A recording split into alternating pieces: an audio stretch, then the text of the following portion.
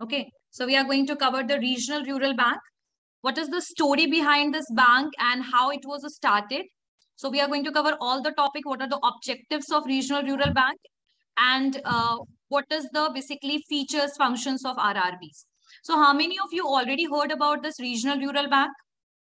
कितने लोग हैं जो RRB का नाम किसी ने सुना है?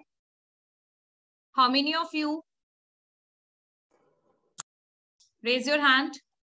RRB का नाम कितने लोगों ने सुना है? रीजनल रूरल बैंक का नाम किसी ने नहीं सुना है? मैम वही ना मैम जो गांव में मैम चलती है मैम, ग्रामीण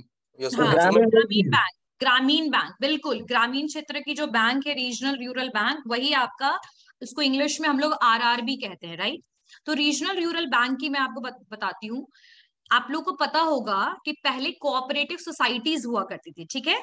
कोऑपरेटिव सोसाइटीज के अंडर में बहुत सारे ऐसे बैंक थे जिसे डिस्ट्रिक्ट लेवल पर स्टैब्लिश किया गया था, but that was not enough to provide the loan and credit facilities to the rural people. Rural जितने भी गांव के लोग थे उनके लिए कोऑपरेटिव बैंक से इनफ नहीं था। सो in that situation Narasimha committee बैठाई गई, और नरसिम्हा कमेटी में ही ये RRB जो है इसको लाने की बात की गई। और रीजनल एरियाज या रीजनल जो आपके रूरल एरियाज हैं वहां पर क्या क्या क्रेडिट प्रॉब्लम्स हैं जिससे लोग जो है सफर कर रहे हैं, इसके ऊपर रिपोर्ट बनाई गई कमेटी के द्वारा, और इसी के अंतर्गत आपके RRB को लाने की बात की गई। जो RRB है वो आपका एक स्टैट्यूटरी कंपनी है। Why? Because it is basically started by the legislation. इसको स्टैब्लिश किया गया लेजिस्लेशन के थ्रू। इट मींस कि कानूनी तौर पे इसको लाया गया है। आपका जो रीजनल रूरल बैंक है वो एक्ट जो था वो 1975 में आया, रीजनल रूरल बैंक एक्ट 1975। 1976 से आपके ये बैंक जो थे हर जगह पे स्टार्ट कर दिए गए, हर जगह पे शुरू हो गए ये बैंक। लगभग 43 बैंक्स के अराउंड आपके अभी फिलहाल में थे, अभी वो रिड्यूस हो गए हैं। कैसे रिड्यूस हो गए? बहुत सारे बैंक जो है वो कोलैबोरेट कर गए हैं, मिल गए हैं आपस में, ठीक है? अब जो रीजनल रूरल जो बैंक है वो आपका 1975 में ही 5 रीजनल रूरल बैंक जो है आपके 2 अक्टूबर को स्टैब्लिश किया गया था। 5 RRB जो हैं उनको 2 अक्टूबर में स्टैब्लिश किया गया था। 1976 से ये जो बैंक्स हैं ये लगभग ऑल ओवर इंडिया में अलग अलग ग्रामीण क्षेत्रों में, यानी कि आपके गांव वाले क्षेत्र में ये स्प्रेड होने लगे, ठीक है? सो RRB जो है रीजनल रूरल बैंक जो है ये किस कमेटी के द्वारा आया है? तो it is basically came because of the Narasimha committee which was made in 1975, and it make the report over the credit facilities, the lack of credit facilities available in the rural areas, and after that this bank was established, ठीक है? अब जो regional rural bank है ये जो है ये एक स्पॉन्सर्ड बैंक है। इसमें तीनों आपके SBI, आपका गवर्नमेंट, स्टेट गवर्नमेंट और सेंट्रल गवर्नमेंट का जो है कंट्रीब्यूशन है। मतलब ये सेंट्रल गवर्नमेंट के द्वारा सिर्फ स्टार्ट नहीं किया है, there is a contribution of the different basically इसका एक ओनरशिप जो इक्विटी है ये अलग अलग गवर्नमेंट यानी स्टेट और सेंट्रल गवर्नमेंट को भी है और SBI को भी है। तो इसको लिखिए कि जो इक्विटी है रीजनल रूरल बैंक का, जो इक्विटी मतलब समझते हो शेयर, क्या है? शेयर जो है आपके रीजनल रूरल बैंक का वो कैसा है? तो उसको लिखिए 50:35:15, 50 50:35:15। तो ये जो है रेशियो है आपके रीजनल रूरल बैंक का, यानी कि जो शेयर है आपके RRB में उसमें 50% जो शेयर है that is of the central government. किसका है यहाँ पर शेयर? सेंट्रल गवर्नमेंट का। 35% जो इक्विटी है that is of state government, and जो आपका 15% है, sorry it is of the sponsor bank, sorry it's sponsor bank. और स्पॉन्सर बैंक में आपका SBI था, IDBI, 2-3 बैंक्स थे। तो ये आपका स्पॉन्सर बैंक है। 15% is of the state government, right? So sponsor bank वैसे बैंक थे जिन्होंने RRB को शुरू करने के लिए स्पॉन्सर किया था। तो 35% शेयर्स जो है वो उन स्पॉन्सर्ड बैंक के पास है, 50% is with the government, central government, and 15% is with the state government, ठीक है? समझ में आ गया? 15% स्टेट गवर्नमेंट के पास इसका जो है इक्विटी है। सो दिस इज हाउ इनका इक्विटी मतलब समझ में आया ना, शेयर 100% से 100% में 50% central government, 35% is with the sponsors bank या जो स्पॉन्सर बैंक्स हैं वो, and the next one is central state government के पास है 15%। समझ में आ गया? समझ में आ गया? Yes ma'am. चलिए, तो अब आरआरबी के बारे में थोड़ा सा समझते हैं। जो रीजनल रूरल बैंक जो है, ये आपके जो बैंक है, इसको लाने का क्या मकसद था वो तो समझ में आ ही गया होगा, लैक ऑफ क्रेडिट फैसिलिटीज। उसके अलावा आरआरबी जो एक्ट है वो कब आया, लिख लेना 1975। आरआरबी एक्ट लिख लेना 1975। और आरआरबी को मेन क्यों स्टैब्लिश किया गया तो वो भी लिख लीजिए, what is the view of establishing RRBs, तो लिखिए इसमें, the RRBs are set up mainly with a view to develop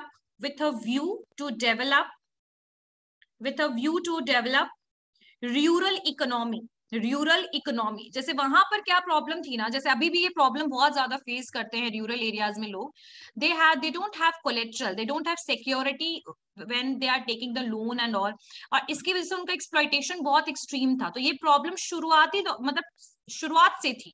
तो आरआरबीज जो थे ना वो बेसिकली स्टैब्लिश किए गए थे ताकि डेवलप किया जा सके रूरल की इकोनॉमी को, right.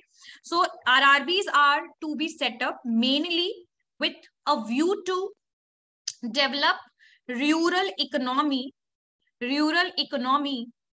by providing credit facilities लिख लिया, for the purpose of development of agriculture।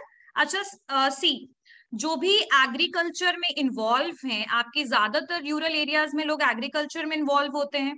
अब उनको मान लीजिए इरिगेशन के लिए पंप चाहिए, ट्रैक्टर चाहिए।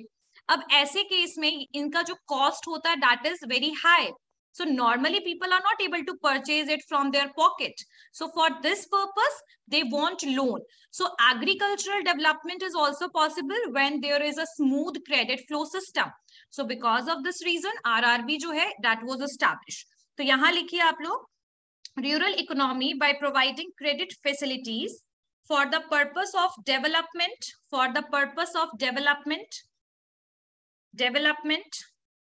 of agriculture, agriculture, trade, commerce, industry, agricultural trade, commerce, industry, and the productive activities in the rural areas, यानी रूरल एरियाज में प्रोडक्टिविटी इंक्रीज हो, लोग जो हैं वो एंटरप्रेन्योर्स बने, वो अपना इंडस्ट्री शुरू करे, छोटे मोटे व्यवसाय या बिजनेस शुरू करे, ट्रेड करे, इन सब के लिए पैसे की रिक्वायरमेंट होती है। और इन सब को इजी कौन कर रहा था, आपका आरआरबी। तो समझ में आ गया कि मेन आरआरबी को सेट करने का क्या व्यू था। क्लियर हो गया सबको? Everyone class, this point is clear?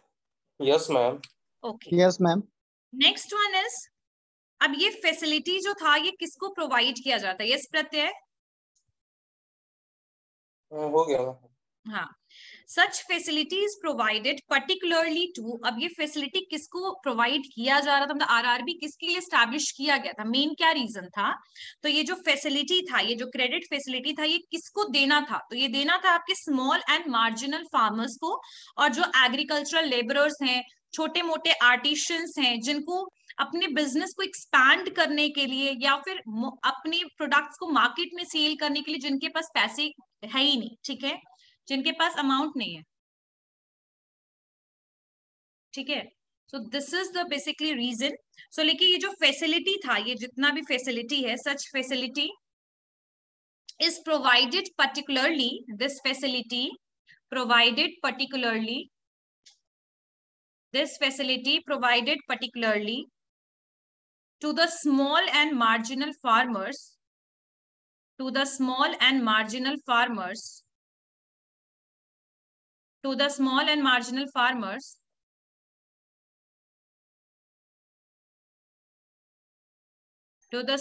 marginal farmers agricultural laborers जो छोटे मोटे फार्मर्स होते हैं ना, जो टीनेंट होते हैं या किसी के खेत पर काम करते हैं, है ना, बहुत सारे ऐसे भी होते हैं जिनके पास अपना कुछ लैंड वगैरह भी अवेलेबल नहीं होता, तो they are basically marginal farmers. They are those who don't have any kind of money या कुछ भी फैसिलिटी इनके पास है, होता नहीं है कि ये कुछ एक्सपेंशन, डेवलपमेंट या फिर टेक्नोलॉजी का प्रॉपर्ली यूटिलाइजेशन कर सके. तो इसी वजह से जो आरआरबीज एस्टैब्लिश किया गया. तो such facilities provided particularly to the small and marginal farmers, to the small and marginal farmers, agricultural laborers,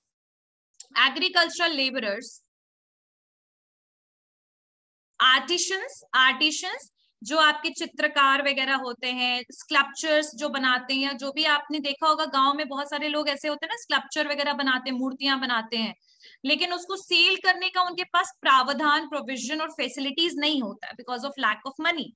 so marginal farmers, agricultural labourers, artisans and small entrepreneur, जो छोटे मोटे बिजनेस स्टार्ट करते हैं, small entrepreneurs. ठीक है, तो ये facilities किसके लिए था basically? This facilities for whom? small and marginal farmers, artisans, agricultural labourers या फिर स्मॉल एंटरप्रेन्योर्स, उन सब के लिए. ठीक है, आगे समझ में सबको बेटा, everyone? Yes ma'am. Okay, now what is the objective? अब आपका ऑब्जेक्टिव क्या है आरआरबी का, तो वो तो हमें समझ में आ ही गया, प्रोडक्टिविटी, एग्रीकल्चर. ठीक है, और किसको देना है वो भी समझ में आ गया, loan.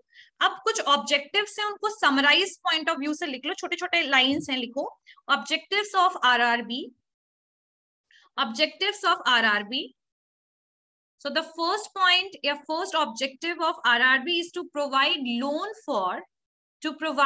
loan for backward class public. Backward class public, it means that those who don't have enough collateral and those who can't able to take the loan from the money lenders, and तो इनके लिए जो backward public है उनके लिए ये loan की facility है. So to provide the loan for the backward class public.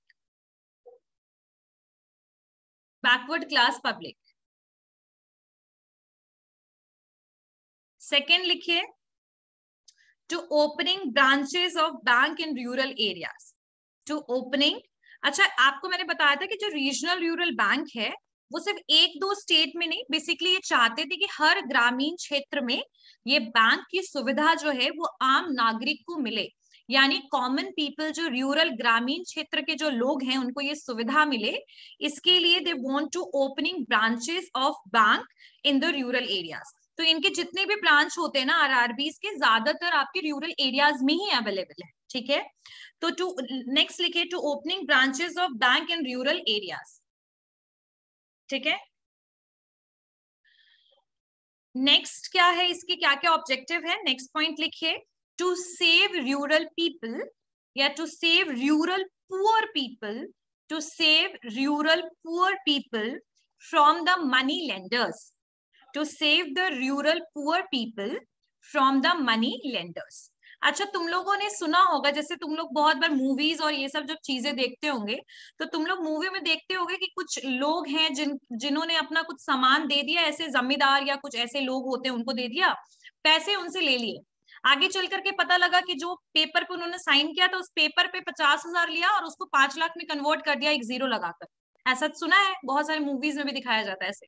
तो ये बहुत आम था आपके रूरल एरिया में, क्योंकि जो गरीब लोग थे उनको इंस्टीट्यूशन लोन नहीं देता था. अब वो क्या करते थे, उनके पास आखिरी रास्ता क्या बचता था कि वो ऐसे बड़े और जो थोड़े से आपके डोमिनेटिंग पोजीशन में रूरल एरियाज में होते थे, जो थोड़े रिच होते थे, उनसे वो पैसा उधार लेते थे. ठीक है, उनके साथ एक्सप्लॉइटेशन होता था, बहुत हाई इंटरेस्ट रेट लेता था. पता, तुम लोग बिलीव नहीं करोगे, पता है कितना इंटरेस्ट रेट होता था? अराउंड 50% से भी ज्यादा इंटरेस्ट रेट ले लिया जाता था. 50%, मान लीजिए आपने 1 लाख लिया तो आपको उसका 50,000 ब्याज देना है, इंटरेस्ट देना है. सोचिए. सो ये जो एक्सप्लॉइटेशन से बचाना भी ऑब्जेक्टिव था आपके आरआरबी का. क्लियर हो गया? This point is clear to everyone? Okay, next one is to cultivate the banking habits to cultivate the banking habits among the rural people, and mobilize savings for the economic development of rural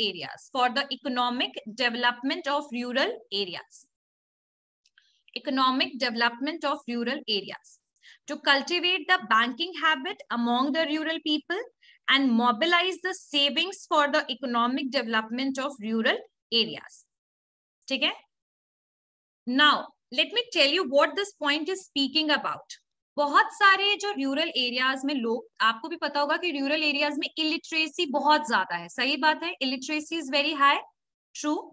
and जब illiteracy ज्यादा है तो awareness automatically कम हो गया कि नहीं हो गया? अवेयरनेस कम हो गया. सही बात है या नहीं? Awareness is less if the person is illiterate. That person is not able to understand that what facilities are provided by government. True. So awareness भी क्या हो गया? Reduce हो गया. ऐसे केस में उनको ऐसा लगता था कि जो भी इंस्टीट्यूशंस हैं और बैंक जो हैं वो उनको ठग देंगे, उनसे चीटिंग करेंगे, उनको ज्यादा हाई इंटरेस्ट रेट पे दे देंगे, बहुत ज्यादा डॉक्यूमेंट्स की रिक्वायरमेंट होगी. और ये सारी सिचुएशन की वजह से लोगों में हैबिट ही नहीं था कि बैंक में जाएंगे क्रेडिट लेने के लिए, लोन लेने के लिए. ठीक है. सो क्रेडिट फैसिलिटीज की हैबिट लगे, और वो भी एक प्रॉपर इंस्टीट्यूशन से. ठीक है. इंस्टीट्यूशन से जब आप लोन लेंगे तो प्रॉपर डॉक्यूमेंटेशन के साथ, एक प्रूफ के साथ आपको लोन मिलेगा, है ना. तो ये हैबिट रूरल पीपल में नहीं थी. तो इस तरीके की हैबिट लोगों में लाने के लिए और सेविंग की हैबिट लगाने के लिए. अब जैसे क्या होता है कि जैसे मान लीजिए I am earning 10,000 rupees, but if I don't have facility of bank, what I will do? I will get 10,000 rupees, मैंने खर्च दिया, या फिर पूरे पैसे खर्च हो गए पूरे मंथ में, क्योंकि वो कैश में मुझे मिला और वो पूरे पैसे खर्च हो गए. जब you will get the money and if when you will put it to the bank, no doubt you will start saving as well. ठीक है. So for saving and for cultivating the habit of using the bank, that is the one of the aim or objective of RRB. This point is clear to everyone? This point is clear? Chaliye. Next one is to increase the employment opportunities. To increase employment opportunities by encouraging trade. Just wait for a second. Okay. So to increase employment opportunity by encouraging trade and commerce in rural areas. तो employment opportunities भी बढ़ी. कैसे? When the banks are there, definitely the people are going to join that bank, right? So employment opportunities increase करना और encourage करना trading and commerce के लिए, trade and commerce के लिए in rural areas. That is also one of the objective of RRB, right? So this point is clear to everyone? Yes, ma'am. Okay. Next one is to encourage entrepreneurship. अच्छा, what is the meaning of who are entrepreneurs? कोई मुझे बताएगा? Entrepreneurs कौन होते हैं? Entrepreneur भी बहुत लोग बोलते हैं. Entrepreneurs कौन होते हैं? Any one of you can tell me? The person who set up his or her own business. Exactly. Who are basically the risk taker, innovator, and who are basically starting a new business. ठीक है. Startups वगैरह जैसे आप लोगों ने देखा होगा, MBA चाय वाला हो गया, फोन पे हो गया, ओला हो गया, Zomato, these all are the startups, right, in India, and these are the Indian companies. So ये जो बैंक था, इसका एक और भी रीजन था, ऑब्जेक्टिव था. इनकरेज करना मतलब क्या होता है? What is the meaning of encouraging people?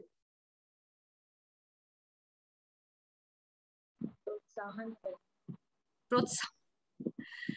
हाँ. सो बेसिकली इनकरेज करना, प्रेज करना, मोटिवेट करना लोगों को कि आप जो हैं अपना बिजनेस शुरू करें. सो देखो, बिजनेस जब आप शुरू करते हैं, what you required first, that is a capital. ठीक है. पूंजी चाहिए होता है. अब वो पैसे ही नहीं है तो how you are going to start the business, right? So for increasing the for basically encouraging the people, yeah, who want to become an entrepreneur. So that is also one of the objective of RRB. This point is clear?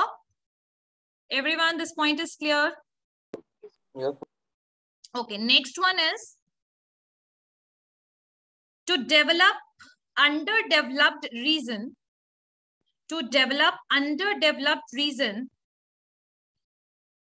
thereby strive, STRIVE, strive to remove economic disparity, between regions, to develop underdeveloped region and thereby strive to remove economic disparity between region. अच्छा, let me tell you one thing, that जो आपके under developed reason है, what is the meaning of under developed? जहां जैसे कि आपको पता है, जो हमारे कंट्री में कितने स्टेट हैं, how many states are there? 28. Jammu and Kashmir is now UT, Union Territory, right? So अगर हम बात करें 28 स्टेट्स का, तो हर एक स्टेट इक्वल नहीं है, बिल्कुल भी इक्वल नहीं है. If we'll take the example of Bihar, we cannot compare it with the Kerala. It is not possible, right? In so many contexts, if you are talking about the literacy, similarity नहीं. If you are talking about the resources, no similarity. If you are talking about economy, no similarity. So basically बहुत सारे ऐसे areas हैं India में खासकर जो under developed है ना? अंडर डेवलप्ड है, अनएम्प्लॉयमेंट बहुत ज्यादा हाई है, इलिटरेसी बहुत ज्यादा हाई है, गरीब जो आपके राज्य हैं. तो ऐसे एरियाज जो अंडर डेवलप्ड है and they are not at all basically contributing to the GDP और इकोनॉमी जिसका हाई नहीं है, ऐसे एरियाज में अगर हम आरआरबी स्टैब्लिश करते हैं तो उसका भी बेनिफिट क्या होगा? दैट द जो एक डिस्पैरिटी है, जो डिफरेंस है आपके स्टेट्स में, वो कहीं ना कहीं कवर अप होगा, राइट? वो गैप जो है वो भरेगा, फिल होगा. सो ये भी एक रीजन था कि जो भी अंडर डेवलप्ड रीजन है, उन सारे रीजन से हम इकोनॉमिक डिस्पैरिटी जो है, जो अंतर है, उनको हम कम करें. This is also one of the aim of the RRB. So this point is clear? This point is clear? Okay. Now, what are the features of RRB? RRB के क्या क्या features है? ये objectives clear हो गए सारे? Objective is clear to everyone? Yes, ma'am. Okay. What are the features of RRB? RRB के क्या क्या feature हैं? तो लिखिए इसमें. The area of operation of rural bank, जो area है, देखो सुन लो, ध्यान से सुनिएगा.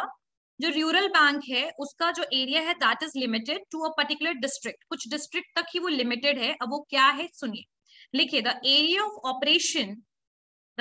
Of operation of a rural bank, the area of operation of a rural bank is limited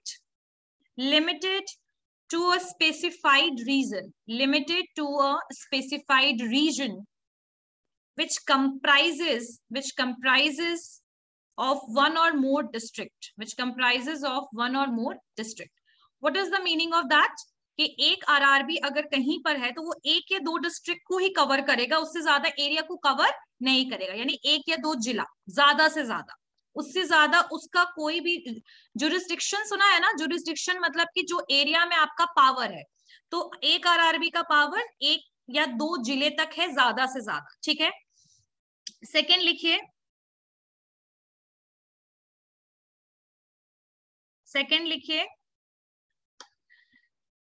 These banks cannot have a lending rate. ठीक है. These banks cannot have a lending rate which is higher than HIGHER, higher than the prevailing lending rate of cooperative credit societies. These banks cannot have a lending rate which is higher than the prevailing lending rate of cooperative credit societies in any particular state.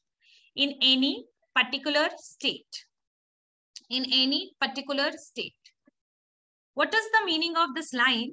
That कि कोई भी जो bank है उसका जो lending rate है, यानी जो रेट आप बढ़ा, मतलब जो रेट देने का, लेंडिंग रेट का मतलब जब आप किसी को लोन देते हो तो उसका एक इंटरेस्ट रेट, ठीक है, वो हायर नहीं होगा आपके कोऑपरेटिव क्रेडिट सोसाइटी से.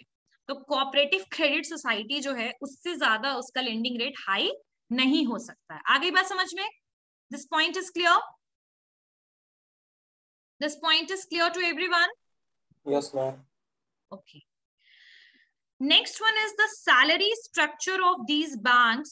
जो सैलरी स्ट्रक्चर है इस बैंक का, वो स्टेट गवर्नमेंट और लोकल अथॉरिटी के बेसिस पर है, मतलब जो स्टेट गवर्नमेंट के लोगों को, एम्प्लॉइज को जैसी सैलरी मिलती है ना स्टेट गवर्नमेंट के बेसिस पर, so that is provided by that only, वही लेवल होगा आपकी सैलरी का।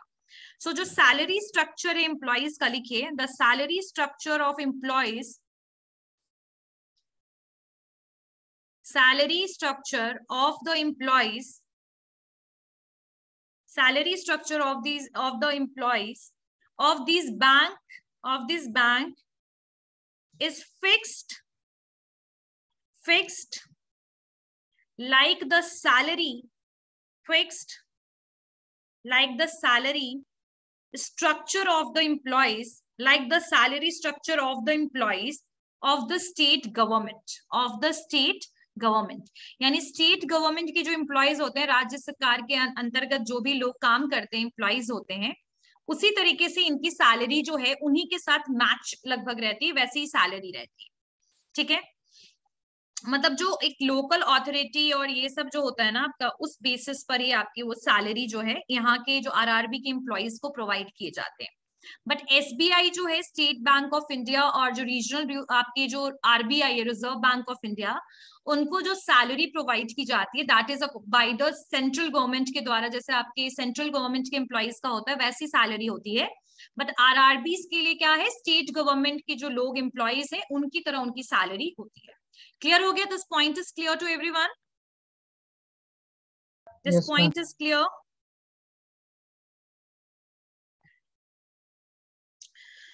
सो नेक्स्ट है कि they are public sector bank है, ये पब्लिक सेक्टर बैंक है, जैसे आपके बाकी एसबीआई, आपके Punjab National Bank, Bank of India, so these all banks are like that. तो जो आप ये पब्लिक सेक्टर बैंक है और इनका जो पेड अप कैपिटल है हर एक बैंक का लगभग 25 लाख रुपए है। कितना है paid up capital in bank का? 25 लाख रुपीज। तुम लोग को पता होगा जो पब्लिक कंपनीज होती हैं उनमें मिनिमम पेड अप कैपिटल कितनी रिक्वायर्ड है according to companies act 2013? Any one of you? How much amount is required? Minimum paid up 5 lakh रुपए, 5 lakh rupees minimum paid up capital required. And in the case of the private sector में पहले 1 lakh था, but now it becomes 0. In 2017 there were one amendment, और उस amendment के बाद वो 0 हो गया है, मतलब 10 रुपए, 20 रुपए, 50 रुपए, कोई भी प्राइवेट सेक्टर आपके जो है कंपनीज हो सकते हैं। चलिए, पहले 1 लाख थे। सो ये जो है ये पब्लिक सेक्टर बैंक है, लिख लीजिए सब लोग। They are public sector bank, and the paid up capital of each bank यानी जितने भी आरआरबी हैं, paid up जो कैपिटल है that is 25 लाख, 25 लाख इनका पेड अप कैपिटल है, लिख लीजिए। और तुम लोगों ने तो लिख लिया होगा ना, 50% is basically of central government, पता है ना? 50% central government, 35% sponsored bank, 15% state government. ठीक है, नेक्स्ट लिखिए कि ये लोन और एडवांसेस किसको देता है, तो I guess this point is also clear. So basically they grant loan and advance only to small and marginal farmers, agricultural laborers, small traders and entrepreneurs. ठीक है, और ये शेड्यूल कॉमर्शियल बैंक है, याद रखिएगा, it is schedule commercial bank.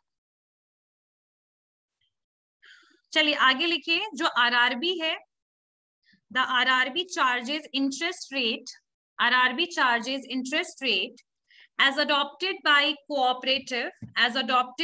cooperative society in the state.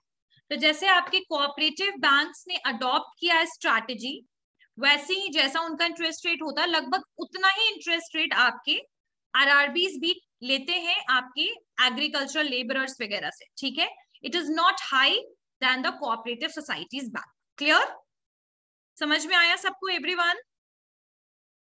So features are completed of RRB, ये सारे clear हो रहे हैं सबको? चलिए next one is functions. So यहां पर ये जो है ये प्रोवाइड करते हैं, what they are providing of loans and advance to the farmers, बस इतना ही लिखो। फंक्शन में तो मुझे नहीं लगता ये समझ में आ गया। सब लोग कैमरा टर्न ऑन करके नेक्स्ट लिखिए इसमें, accepting the various type of deposits from rural and other connected area. So they are not even giving the loan, but they are accepting the deposits as well. So like the saving account और जो current account जैसे आप लोग open कराते हैं हम लोग bank में, पता है ना saving account और current account क्या होता है, सबको पता है ना? So like the saving and current account, the RRBs are also providing the same facility to the rural people. So you can deposit the money in that bank as well, right? So accepting the various types of deposits from the rural and other connected areas. Clear? समझ में आ गया? Yes, ma'am. Okay. Next one is, ये और भी क्या क्या चीजें करता है, तो ये तो एंटरप्रेन्योर्स को और ट्रेडिंग में जो इन्वॉल्व है लोग, कॉमर्स इंडस्ट्री में, उनको लोन देता है. Next one is setting up and maintenance of godowns and warehouses. तो ये रूरल एरियाज में जो गोडाउन्स और वेयर हाउसेस है उनके भी मेंटेनेंस का काम करता है RRB. So they are not even working as a bank, but they are also working as a development bank. So setting up and maintenance of godowns and warehouse. ठीक है. Undertaking of the supply of agriculture inputs and equipments to the farmer. Undertaking the supply of agricultural inputs and equipments to farmer. यानी कि ये supply agriculture inputs क्या होगा, जैसे आपका irrigation facility के लिए पंप हो गया, फिर आपके क्रॉप्स के लिए सीड हो गया, pesticide, fertilisers, all these things are agricultural inputs which is required for the production, agricultural production. And equipments और टूल वगैरह जो फार्मर्स को चाहिए उसकी भी ये सप्लाई वगैरह करवाते हैं, दे आर प्रोवाइडिंग दैट. और ये माइक्रो क्रेडिट फैसिलिटीज भी देते हैं. माइक्रो क्रेडिट फैसिलिटी लिख लो, मैं बताती हूँ what is micro credit facility. So micro credit facility, when we are giving the loan of very small amount like 1 lakh, 2 lakh, 50,000. So micro credit facilities are basically given to the farmers who basically want a very small amount for one season. यानी कि जो एक season के लिए loan लेते हैं, जैसे कि उनको सीड के लिए पैसे चाहिए तो उन्होंने लोन ले लिया, माइक्रो क्रेडिट ले लिया, और अगले सीजन में जैसे हार्वेस्टिंग हुआ, पैसे सेल किया, क्रॉप्स को, आपके अपने धान को सेल किया, and then after getting that amount you are going to pay the loan amount. So they are providing the small amount as a credit, और micro credit system is there. Clear? This point is clear? This point is clear to everyone? Yes, ma'am. Okay. So अभी present में अगर मैं बोलूं तो अभी present में तो लगभग 43 आरआरबीज हैं. अभी तुम लोग को एक बार फिर से चेक करना पड़ेगा, कोई बच्चा तो अभी 43 लिख लो कहीं पर कि अभी now there are around 43 RRBs. 43 RRB है. और जो सबसे पहला आरआरबी बैंक जो मैंने बताया था आपको कि कुछ 5 बैंक जो थे 2 अक्टूबर को ओपन हुए थे, उसका नाम लिखो प्रथम ग्रामीण बैंक.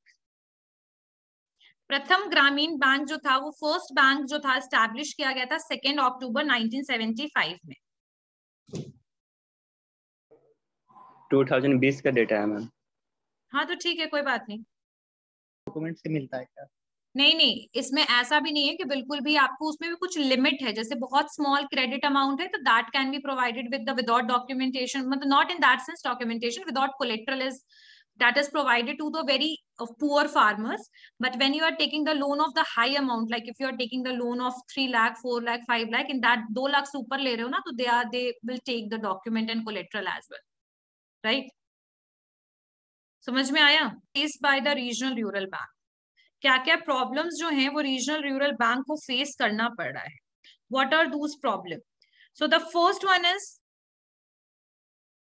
ऐसा नहीं है कि आरआरबीज जो हैं उनकी जो नंबर्स हैं वो ऐसे ही रिड्यूस नहीं हुए हैं. अभी ऐसे बहुत सारे आरआरबीज थे जिन्होंने लोन बहुत ज्यादा दे रखा था, लेकिन लोन रिपेमेंट जो था वो दूर दूर तक नजर नहीं आ रहा था. तो बैड डेब्ट का सिचुएशन अब बहुत ज्यादा हाई है रूरल एरियाज में. जैसे कि पैसे देने के बाद वो पैसे वापस नहीं मिलते हैं बैंक को. So this is also one of the reason of the inefficiencies of RRBs. So what are those problems, मतलब आरआरबी क्या प्रॉब्लम को फेस कर रहा है आपकी इंडिया में. सो ये चीज हम देखते हैं. सो अभी भी सब यहाँ पर पहला लिखिए हास्ट, HAST, हास्ट यानी जल्दबाजी. Haste and lack of coordination in branch expansion. Haste and lack of coordination in branch expansion. Branch expansion.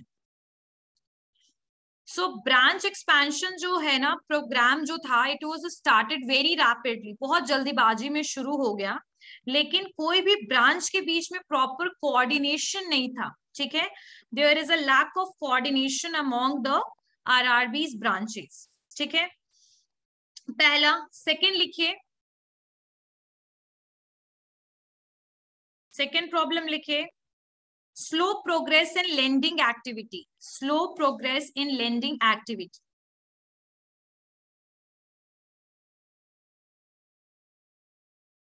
ठीक है, सो आरआरबी का जो ग्रोथ था इन द केस, जो मेन एस्टैब्लिश करने का रीजन था वो फुलफिल नजर होता हुआ नजर नहीं आ रहा था। कैसे कि आरआरबी जो था उसका जो ग्रोथ का पेस यानी जो स्पीड था दैट वाज वेरी स्लो, है ना। और इसका क्या रीजन था कि आरआरबी को जो डायरेक्ट लेंडिंग का जो सिचुएशन था that was not efficient. Second one कि आप कौन से स्मॉल, कौन आपके मार्जिनल फार्मर्स हैं, कौन आपके पुअर पीपल हैं, इसको आइडेंटिफाई करने के लिए एक सिंसियर एफर्ट की रिक्वायरमेंट थी और वो प्रॉपर नहीं था, ठीक है। So first reason of slow progress in lending activity is that there have been limited scope for direct lending by RRB in their field of operation, यानी अपने क्षेत्र में लेंडिंग कर पाना, डायरेक्ट लेंडिंग कर पाना, that was very difficult. The second one is बहुत limited scope था, बहुत कम लोग लोन लेते थे। Second, it is always difficult to identify the potential small borrower. Achha, what is the meaning of potential small borrowers? Let me tell you that when the bank is giving the loan, they always identify about your repayment scale, that you are able to pay the amount back or not, ठीक है। तो यहाँ पर गांव में ये identify कर पाना कि जिनको हम पैसा दे रहे हैं वो वापस देंगे कि नहीं, that was very difficult, right. So it is always difficult to identify the potential small borrowers, and bank staff have been required to make special and sincere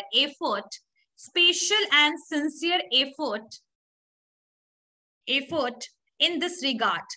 तो ये प्रॉब्लम्स थी। आप लोगों को समझ में आया कि क्या प्रॉब्लम था, कौन पैसा वापस कर पाएगा, है ना, पोटेंशियल स्मॉल बोरोवर्स कौन है, ये पता कर पाना बहुत मुश्किल था। मैंने बताया ना, बैड डेप्ट का सिचुएशन बहुत हाई है आपके रीजनल रूरल बैंक में, कोऑपरेटिव सोसाइटीज में, आप देख लीजिए, ठीक है। और बहुत सारे जो स्मॉल आपके बोरोवर्स थे वो ना आप बैंक में जाना ही नहीं चाहते थे for fulfilling all the formalities of taking the loan, ठीक है। इससे अच्छा वो सोचते थे कि इनफॉर्मल और कोई बिचौलिए जो मीडिएटर्स और मनी लेंडर्स होते हैं उनसे पैसा ले ले। तो ये भी एक रीजन था। Most of the small borrowers do not like the bank formalities को प्रेफर नहीं करते थे, और वो क्या करते थे, इनफॉर्मल सोर्सेस के थ्रू पैसे ले लेते थे, ठीक है।